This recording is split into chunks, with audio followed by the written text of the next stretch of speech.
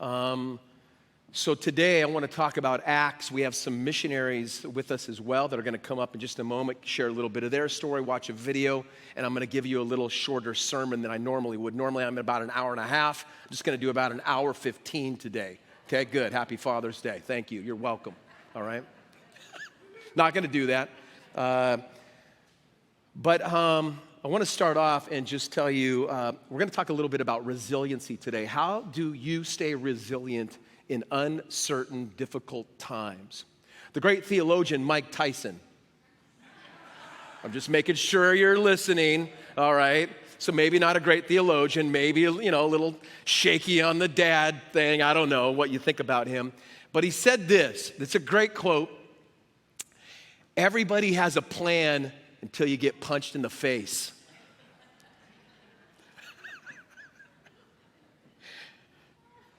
I want to know, we're going to look at Acts 21 and 22. We're going to see how Paul is resilient.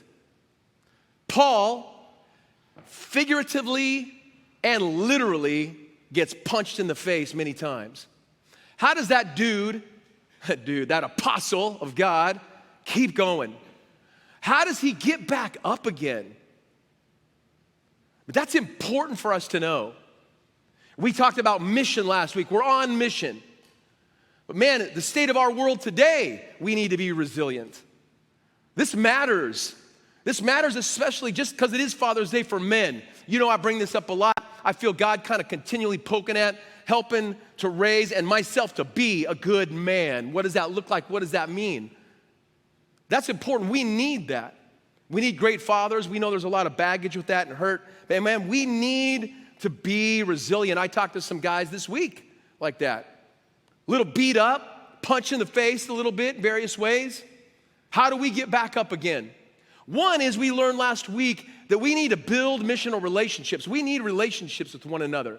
It's important, I believe, most important to be part of a small group. It's also important to be here. Sometimes it's just presence. If you're listening online, it's not a guilt trip. We want you here. Some of you are coming back gradually. Some of you, it's your first time today. Some of you came back for the first time today. Welcome home. And there's a lot of great churches. It's not just about journey. It's just being part of the presence of God. Relationships matter. We need resiliency in these uncertain, difficult times. It's important. It'll make a difference in how we move forward. Otherwise, fear and a litany of other things, a list of stuff, will paralyze us and we won't move forward in the things that God wants us to do and is asking us to do, calling us to do. This has a lot to do with we're going to say it today, like just the end of the sermon. It's identity, mission, control, has to do with all these things today. Resiliency is this. It's determination to move forward despite opposition. It's the capacity to recover quickly from difficulties. It's the way we bounce back and we don't let fear drive us, dictate us.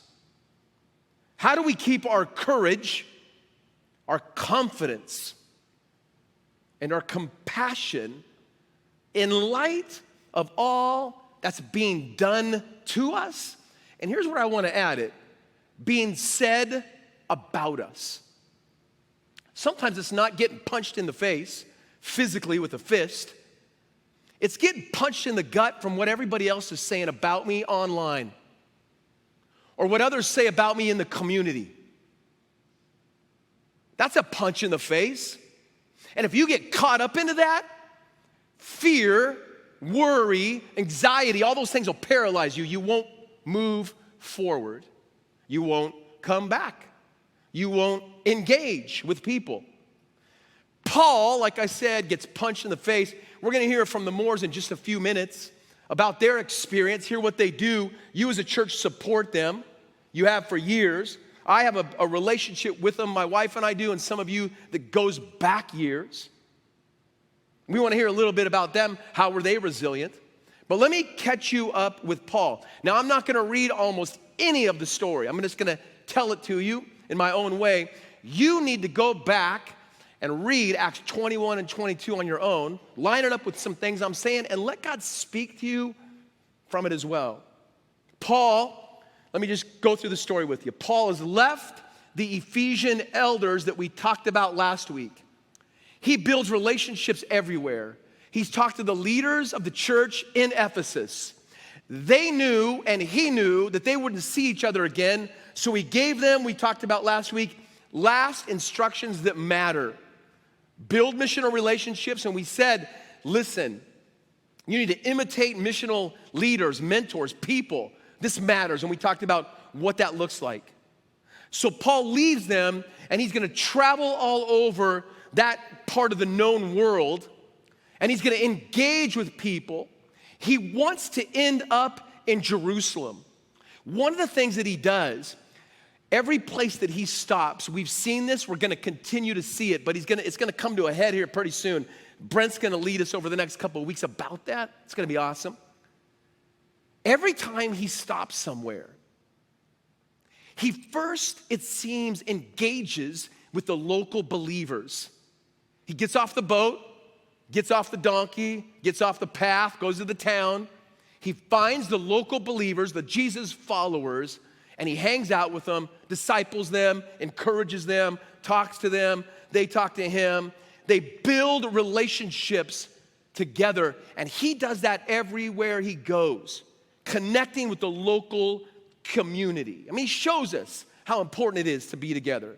He shares what God is doing with them, and we know, based upon what we've seen and will see, that he shares the gospel all the time. Sometimes he's well received. Sometimes people are getting saved. And other times, like today, and many times that we've seen, he gets beaten, punched in the face, lashed, dragged out of town, kicked, ridiculed. Things are said about him. But he keeps sticking to purpose. He's resilient in what he does. He heads to Jerusalem, even though he is told many times, we've seen it already, it'll happen in the story today. They keep telling him, don't go to Jerusalem.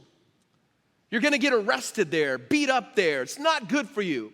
He even has this guy, Agabus, comes, does this crazy thing with a belt and some stuff and tells him, this is what's gonna happen to you if you go to Jerusalem. It does not stop Paul. I wonder if it would stop you and me. Because sometimes we only put God's work, God's move in the success that we perceive it to be. Like, oh, numbers. Oh, look, everything's easy. But the moment the plan falls apart, like Tyson, because we got punched in the mouth, we quit. We stop. Sometimes it may be the very place that God has for you, but you give that to the enemy and say, it must be the enemy. If Paul did that, well, he'd, one, be a mess. Two, I don't know what we'd have written here. It never stopped him because he knew certain things that made him resilient. When he would hear this concerning Jerusalem from the people, from Agabus and others, I got two verses for you. It's in the midst of Acts 21, verses 13 and 14. Look at what it says. Why all this weeping? Why are you crying? You are breaking my heart, he says. Why? Well, he says, I am ready not only to be jailed at Jerusalem, but even, listen, this matters so much to me. I care so much about this that I'm willing to die for this. I'm willing to die. We looked at that last week because he's on mission. He knows certain things. And when it was clear, the people said that we couldn't persuade him to not go, we gave up and said, you know what? The Lord's will be done then. That's the words of Jesus. Not your will, not my will, but your will be done. Man, that's key. He arrives at Jerusalem. He does what he always does. He meets with James, the head of the church there, and the elders of the Jerusalem church. And they share with him these things. They say, listen, it's come to town before you. There's rumors that you're I'm just going to paraphrase it this way. You're against God. You're against all his rules and laws. You don't like circumcision. He just goes down the list. And then it says words like this: they say, they heard, they saw you with a guy in a place at a thing. Could you imagine if Paul had social media back then?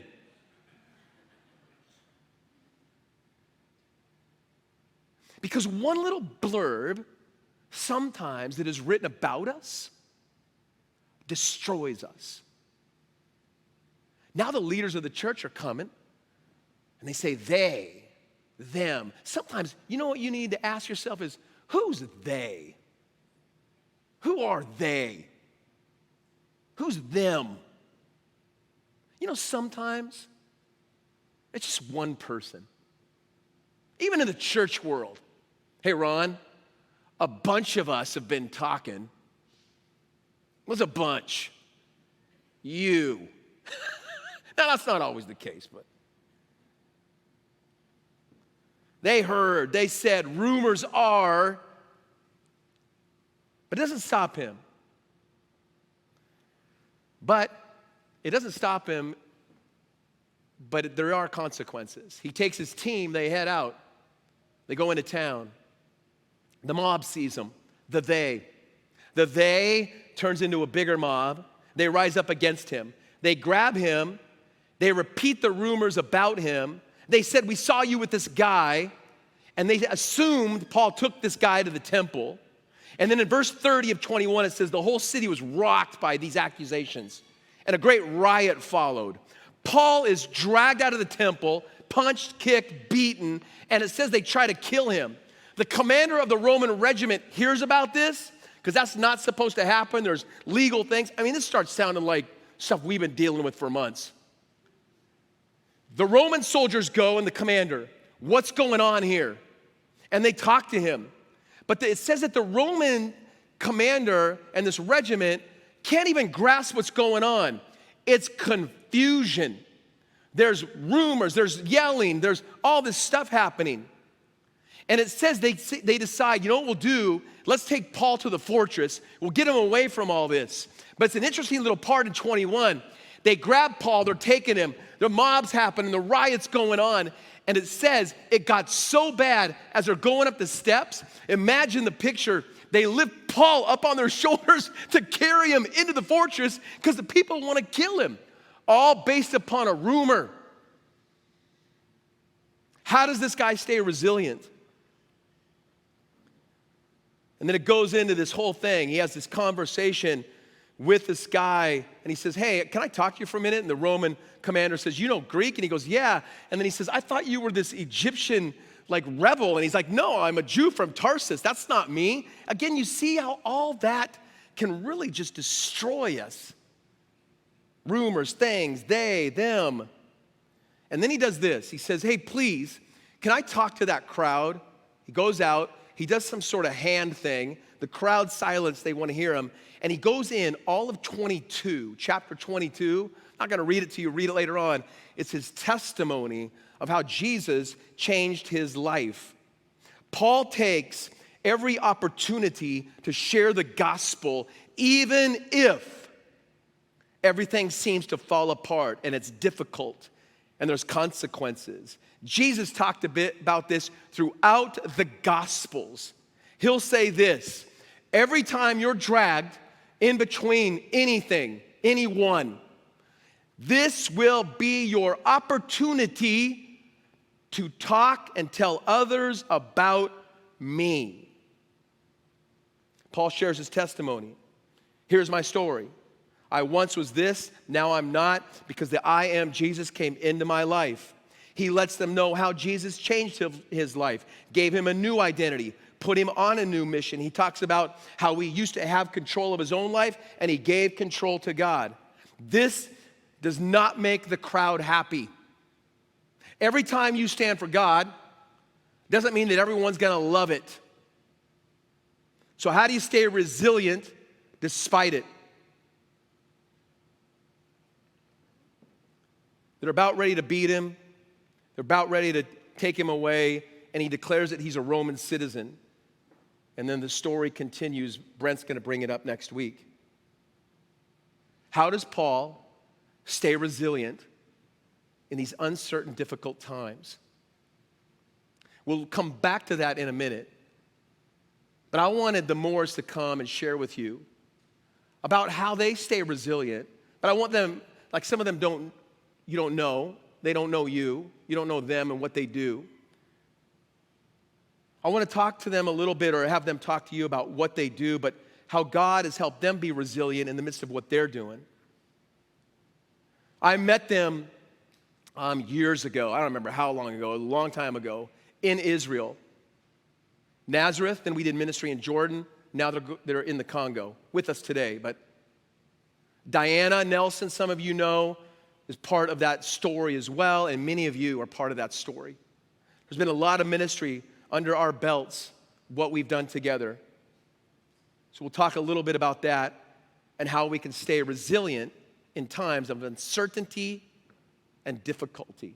But before we come back to that, here's a little video of who they are and what they do.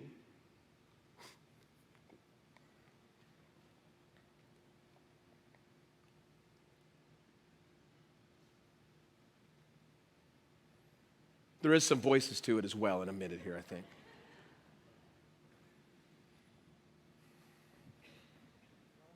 Sophia, Amy, and Ruth.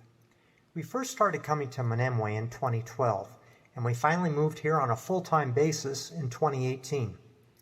Prior to that, Lisa and I spent 19 years serving the Lord in Israel and Jordan. We live in an area called Menemwe, which is located in the central eastern portion of the Democratic Republic of the Congo.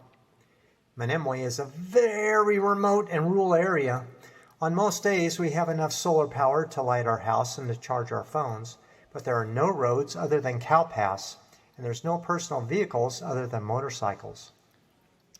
We all came to Menemwe to help with the physical and spiritual needs of the local people. Miles is an engineer who is also skilled in building and mechanics. Miles loves to train and mentor men, both young and old. Besides our house, Miles has installed solar lighting systems at the university and in the operating room at the local hospital. Miles is currently working on a biogas energy system, as we have lots of cows here in Menemwe. Emily was trained as an emergency medical technician and as a doula, which is a midwife's assistant. Emily's passion is healthcare and nutrition, and she uses her skills to both train and treat the people of Menemwe. Was Emily trained as a surgical nurse? No, but that's Menemwe. Being a mom to 4 young girls also keeps Emily pretty busy. My main role in Menemwe is to oversee the spiritual development of the students at the university and at the adjoining primary and secondary schools, as well as to work with these schools to further develop their English curriculums. I love to disciple and mentor young men in life skills and with weekly verse-by-verse Bible studies.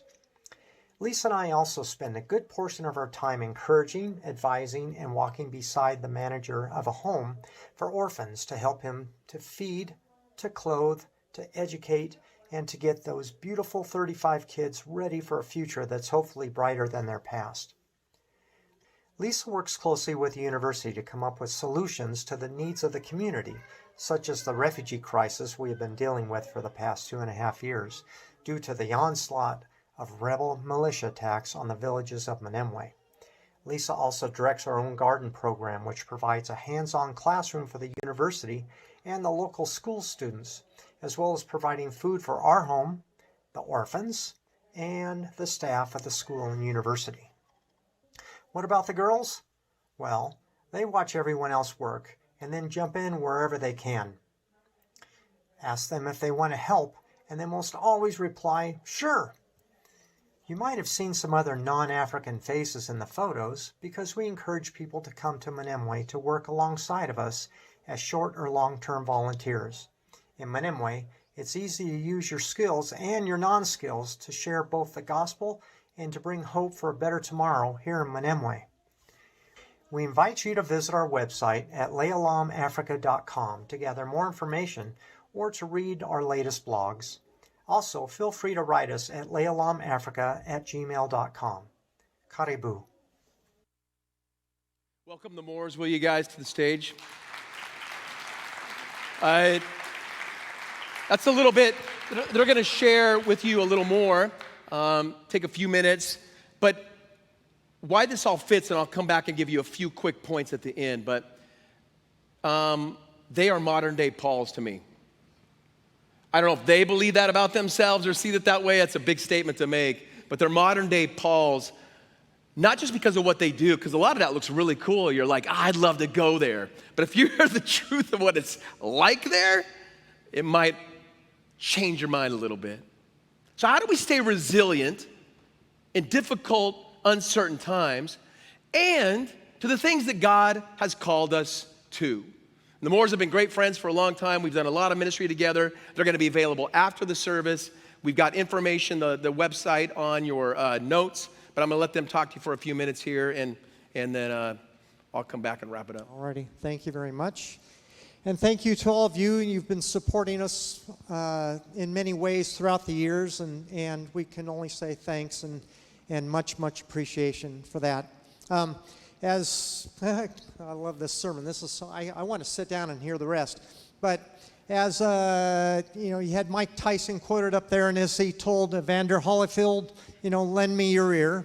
So I don't know if anybody remembers that. All right, but anyway, come on now. You can research that. So anyway, I talk about getting punched in the mouth and such. I'm going to use the opportunity to kind of share where we came from, and we were just normal lay folk like many others, and the Lord said go, and we went, and that was to Israel, and we did that for 19 years. And the last 5, he said go to Jordan and serve the Syrian refugees there, and we did, and he blessed that. But also during that same time, those final 5 years in Israel, he said go to Africa. And so if I can back up a sec, even when he said go to Israel, there was the first punch in the face, and that was the family, our family and friends were like, yeah, you can't go there. That's wrong. That's the wrong place. You're not done here. You don't have enough money. All these different, you can't take those kids, our kids at that time who were 7 and 10, can't take them. And so, but we did, and God blessed it, and then we kept going and working, and we got to Israel, and the people were like, that we were reaching out to, the Jewish people and the Arab people, and we're like, well, we don't want you here, boom. And so, but we stayed and we persevered. And then the people in Jordan, they didn't want us there as well, crossing over and ministering to the people there. And so, just again and again. And then the Lord said, off you go to Africa. We're like, okay. And then boom, people said, no, you can't go there. And then as you saw the family up there, we ended up, our youngest daughter, Emily, and Miles and their 4 kids.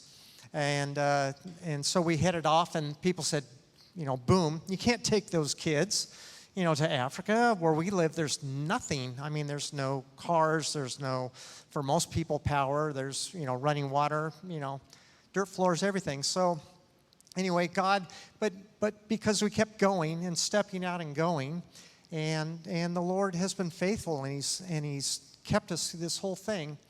And I guess the one point I want to leave with you is the fact that, just the Lord says serve wherever you're supposed to be serving, okay, in whatever manner. But here in Medford, just keep serving and going, and just ignore, all these punches in the faces and such, and just keep going, and don't stop until He says you're done.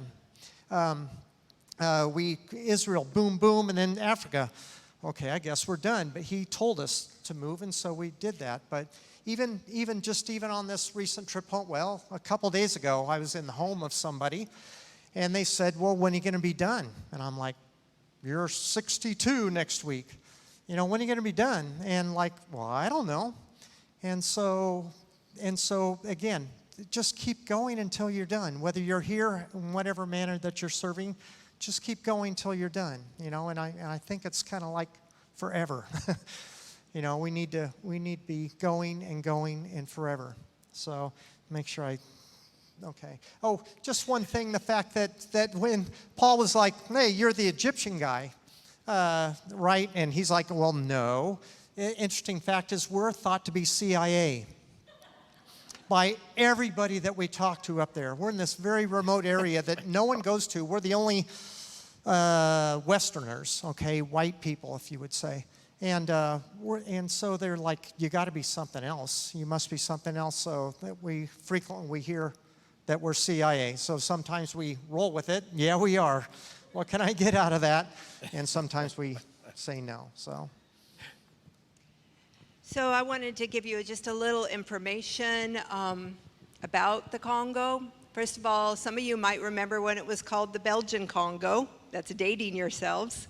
But then it became Zaire, and now it's back to the Democratic Republic of the Congo. And you can see it's kind of highlighted in the middle of the map of Africa. We are actually on the eastern part of Congo. We're in a region that the UN refers to as the rape capital of the world. Hooray, there we are, my daughter, myself, and 4 little girls and a 5th baby on the way. Now, Congo is a very interesting country. First of all, it's huge, as you can see. It's the 2nd biggest country in Africa. We have about 90 million plus people, so a huge population. Eastern Congo, where we are, is considered the mineral wealth of the world. We have everything from gold and silver and coltan and cobalt and uranium and copper, basically everything that's needed for every electronic part you own. And all those new electric cars we're all going to be pushed to enter into in the future, right? So those minerals are extracted at a great cost to the local people, who actually are the poorest in Congo, and Congo being one of the very poorest countries of the world, even though 60 to 80% of the mineral wealth of the world is sitting under our feet.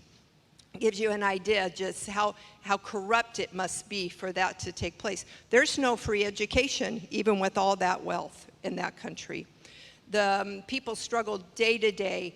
In the east, where we are, there's over 200 active rebel militant groups. Warlords, you name it, child soldiers, it's all there. There's probably about 20, I think, right now active in our immediate area. We're in a very remote place in eastern Congo. We can only enter by plane, or occasionally a UN military helicopter will take us in and out. Because of the work we're doing with education. Of course, the UN doesn't know the full extent of our spiritual, work that we're engaged in. But we are, like you saw from the video, very active in development in the community and education and so on. Now, the population in our region, there's a lot of tribal conflict constantly going on.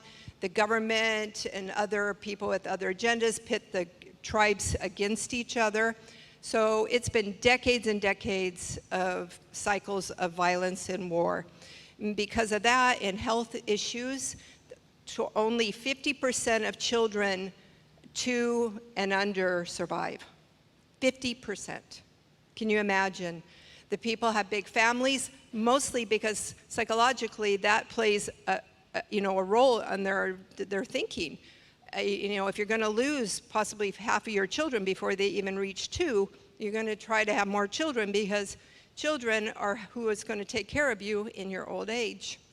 Now, we also have a general population in the Congo that averages 17 years old. That's a young community. Hence why possibly Congo wasn't so radically hit by COVID, because of the general age of the community, and the resilience of the people. If they die before they're even, adults, those that live to be adults have pretty strong systems. We also had Ebola that comes and goes in the north of us. We have 7,000 children that have been wiped out in the last couple of years by measles, just because they can't get vaccines up into those remote areas. The list goes on and on of the problems plaguing Congo. And then some of you heard a couple of weeks ago, a volcano erupted in a city of 2 million people, causing absolute chaos. We were actually scheduled to be in that city to fly out during the time the volcano erupted, but the Lord altered our path as he does many times, and we flew out a couple weeks before that, out of that same city. So, you know, we can look back on those type of circumstances and go, wow, God's looked out for us, he's changed things, he's moved us. We've been in many other crazy circumstances through our years of ministry in the Middle East and now Africa. But I want to tell you something about myself. I was raised as a little girl with a mother who loved Jesus very much, but she had generations of fear plaguing her life. And I mean, I remember my grandma being a very fearful person, so my mother, and passed it to me. So much so that my favorite verse growing up was Psalms 27. The Lord is my light and my salvation. Whom shall I fear? Who shall I dread? And the verse goes on to build our confidence in the Lord.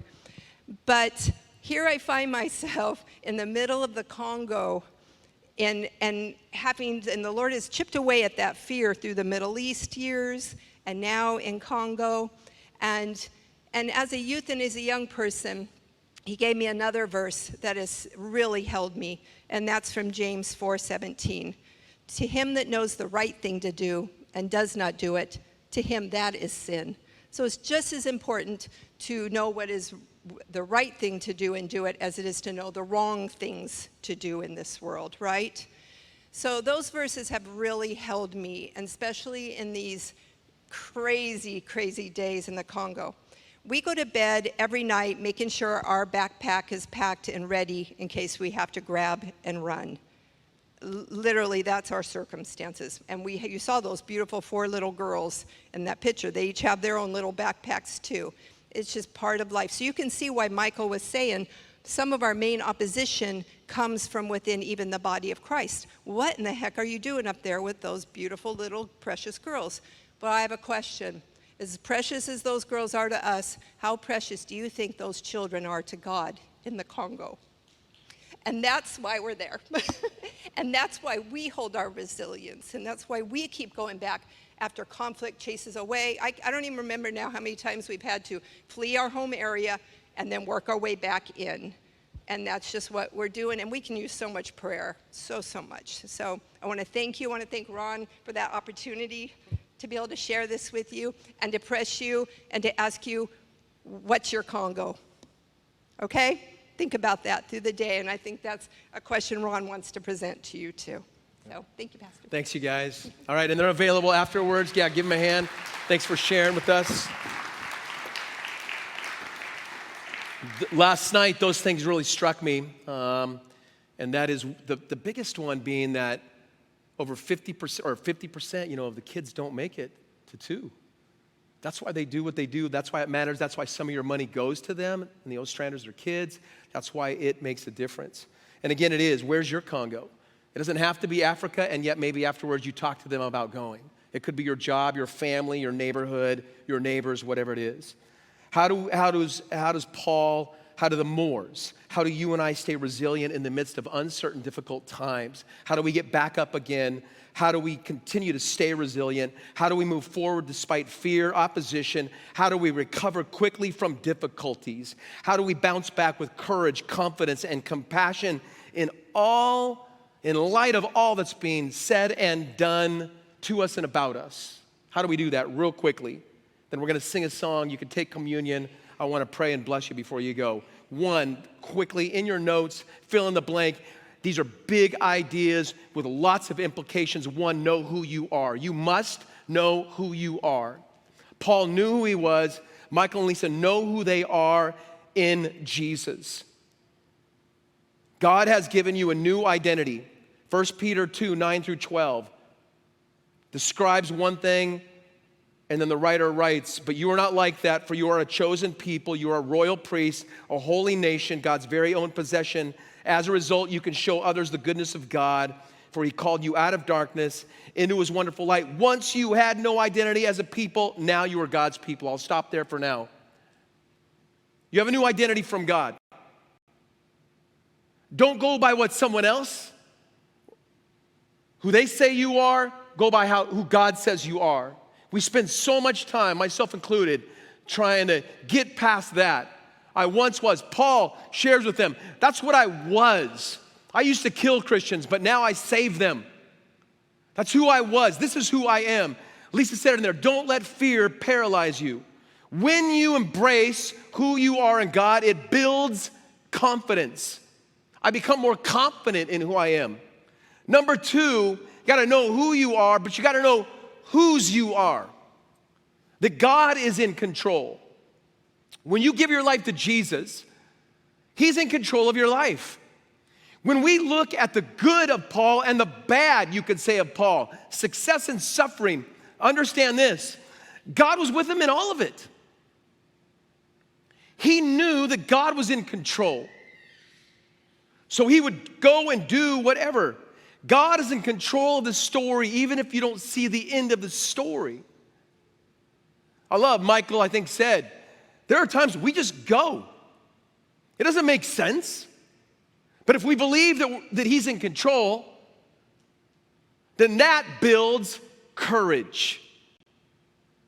I become more courageous when I take those steps, even though I get punched in the face. The last one is number 3, worship team, you can come.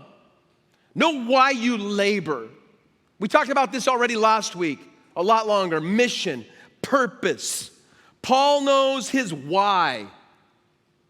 Journey's why. I told you last week, we're not inviting you to a church building. This is gonna continue to be awesome. We're inviting you to a mission to help more people find Jesus and be formed into the likeness of Him by Him. They may say it different, that's their mission. We're going to the Congo because a bunch of babies, 17-year-olds, old, young, they need to know Jesus just as much as we do. God has you on a mission. Wherever you go, whatever you do, you don't have to go to the Congo to follow that mission. 1 Corinthians 15:58. This is from the NIV. Therefore, my dear brothers and sisters, stand firm. Let nothing move you. Not fear, not what others say, not rumors, none of that. Let nothing move you. Always give yourselves fully to the work of the Lord. Why? Why would you do that, Paul? Why would you do that, Michael and Lisa? Why would you take your grandkids there? Why would you go to that place? Why would you go to Jordan? Why would you go to Israel? Why would you go when others say don't? Why would you, when you find your Congo, go? Because it says, because you know that your labor, that's work. Sometimes it's work. In the Lord is not in vain. Be strong and immovable, NLT says. Always work enthusiastically for the Lord, for you know that nothing you do for the Lord is ever useless. And when you do that, even when you're punched in the face, even when that happens, it builds compassion. So I get confidence, courage, and it's weird. Like even hearing them, I get more compassion for people when I step out this way. The results keeps us resilient, fights our fear, builds courage, confidence, compassion. This even directs how I approach life and death. When Paul says, listen, I'm gonna go, even if I die there, it's worth it, it matters. You know, your neighbor, your job people, the people where this applies, it matters. There's freedom in that. Even though it comes with unknowing, questioning, arguing, doubt, suffering, success, there's freedom living that way. And when we live this way, we reflect, Paul, the Bible teaches us, we reflect the power, transformation, and hope of the gospel. But here it is. You can get your communion out if you have it if you want. We're going to sing this last song in just a second. But you know, we often forget this. Like, I'm prone to forget. I get caught up in what others say or my own fear, worry, anxiety, my baggage, my history. I'm a failure. I'm no good.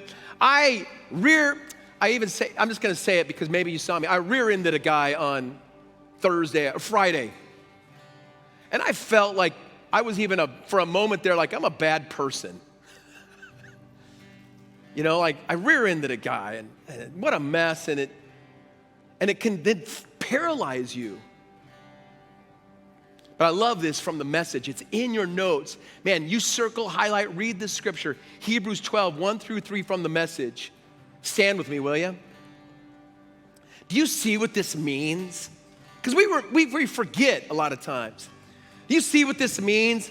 All these pioneers that are spoken of in chapter 11, great men and women of faith, all these pioneers who blazed the way, Moores, Pauls, many of you, all these veterans that we have written in the Bible and that we can read about, they're cheering us on. So it means that we better get on with it. Strip down, start running, and never quit. No extra spiritual fat, no parasitic sins. Keep your eyes on Jesus, who both began and finished this race we're in. Study how he did it, because he never lost sight of where he was headed. That exhilarating finish in and with God. He could put up with anything along the way. Any punch in the face that came his way, he was resilient. Cross, shame, whatever. And now he's there in the place of honor right alongside God. When you find yourselves, because you will, like me, when you find yourselves, if you're listening online or later on, flagging in your faith, you know what you do? Go over that story again and again. Go over it again and again. Think about the Moors. Think about Paul. Think about Jesus most of all. That was like a rhyme, wasn't it? Man. Item by item, that long litany of hostility that he plowed through, and that will shoot adrenaline into your souls. Amen. Let's sing. Take communion. Remember what he's done for you, this very thing today.